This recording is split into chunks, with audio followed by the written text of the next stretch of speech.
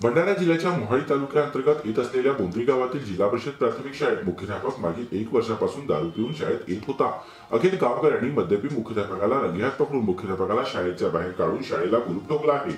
वारंवार मुख्याध्यापक शाळेत दारू पिऊन येत असेल तर विद्यार्थ्यांचे भविष्य काय असा प्रश्न या निमित्तानं उपस्थित होत आहे। जिल्हा परिषद प्राथमिक शाळा बोंद्री येथे मुख्याध्यापक राधेश्याम शनिचार्य नेहमीच मद्यपान करून शाळेत येत असल्याने मुख्याध्यापकाविरुद्ध गावकऱ्यांनी शिक्षण विभागाकडे तक्रार केली।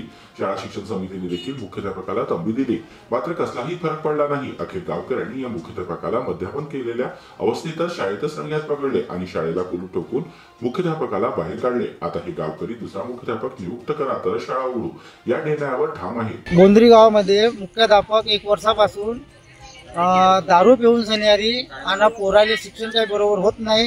त्या कारणाने आम्ही झेडपी मेंबर त्यांच्याकडे तक्रार केली, केंद्र प्रमुखावर तक्रार केली, शिक्षण अधिकाऱ्याकडे तक्रार केली आणि गावातल्या बी लोकांना खूप त्रास गावातल्या लोकांना खूप त्रास दिला आणि दुपारी जाऊन शनिवारी दारू पिऊन शनिवारी शाळेमध्ये येत होता।